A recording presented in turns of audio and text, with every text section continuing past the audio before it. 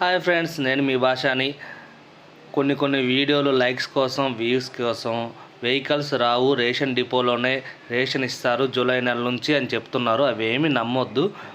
Vehicle దగ్గరికి నాదెండ్ల మనోహర్ గారు వచ్చి చెక్ చేశారు, అంతా చూశారు, ప్రజాప్రాయం తీసుకున్నారు. అందరూ కూడా ఈ వ్యవస్థ బాగుందని చెప్పారు. రేషన్ ఎండిఓ ఆపరేటర్లు కూడా ఒక అర్జీ పెట్టారు, ఈ బల్ల వల్ల ఎలాంటి ఇబ్బంది లేదు, అందరికీ మంచి జరుగుతుంది అని చెప్పి. నాదెండ్ల మనోహర్ గారు ఎమ్మెల్యేస్ పాయింట్లకు వెళ్ళి కందిపప్పు, ఆయిల్ చూడటం జరిగింది.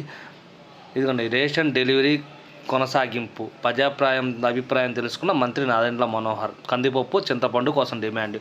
కందిపప్పు అయితే ఖచ్చితంగా జూలై నెల నుంచి వస్తుందండి.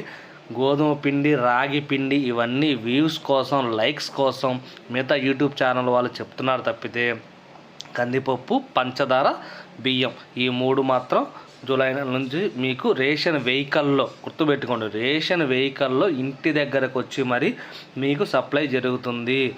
మన నారా చంద్రబాబు నాయుడు గారు, సీఎం గారు చెప్పినట్టు ఈసారి నుంచి రంజాన్ తోఫా కానీ, పండగ సరుకులు కానీ మొత్తం కూడా మనకు అన్నీ కూడా ఇక నుంచి అన్నీ వస్తాయి.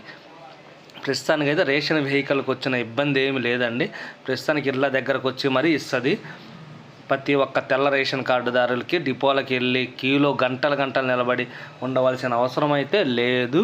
ఒకప్పుడు కరోనా టైంలో రేషన్ డిపోల దగ్గర చిన్న బాక్సులు కట్టేసి కిలోమీటర్ లెక్కన ఉంచేవాళ్ళు. రేషన్ వెహికల్స్ వచ్చిన తర్వాత అంత ఇబ్బంది లేదు. మీ సందులోకి, మీ వీధిలోకి వెహికల్ వస్తుంది. బండి దగ్గర ఒక పావు గంట, అరగంట అంతే, వెంటనే అయిపోతుంది. దానికోసం రోజు మొత్తం కేటాయించాల అవసరం అయితే లేదు. వచ్చి కుయ్యి అని చెప్పి సౌండ్ వేస్తా మరి మీ సందులోకి రేషన్ వ్యాన్ వస్తుందండి.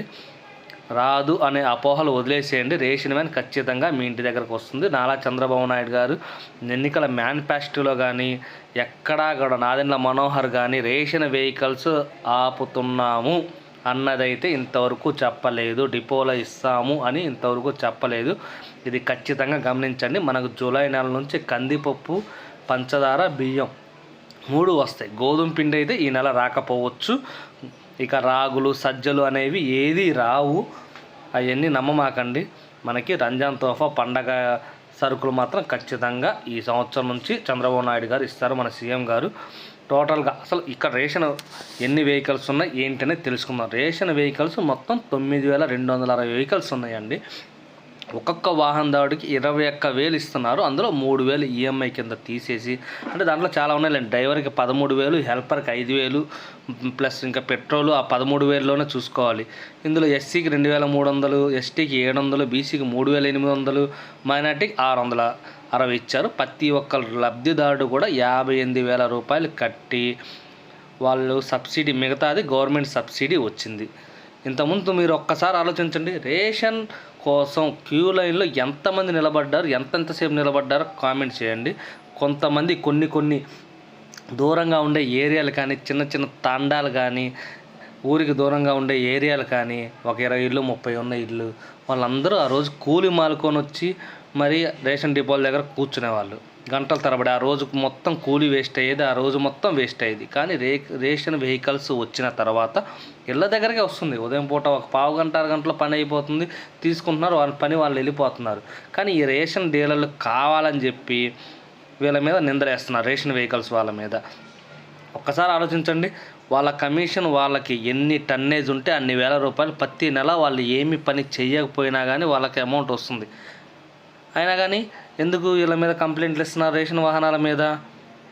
ఒకప్పుడు మీరు ఆలోచించండి, రేషన్ వెహికల్స్లో లోపల గదిలో బియ్యం ఉన్నా కానీ తలుపు వేసేసి ఫస్ట్ 2 రోజులు ఎందుకు రాలేదు, 3 రోజులు ఎందుకు రాలేదు, లేటుగా వస్తే బియ్యం ఎందుకు ఉంటాయి, ఇలా అన్నీ వాళ్ళు చేసే అవినీతి అక్రమాలు చూడలేకే మాజీ సీఎం గారు ఈ వ్యవస్థని అందుబాటులో తీసుకొచ్చారు.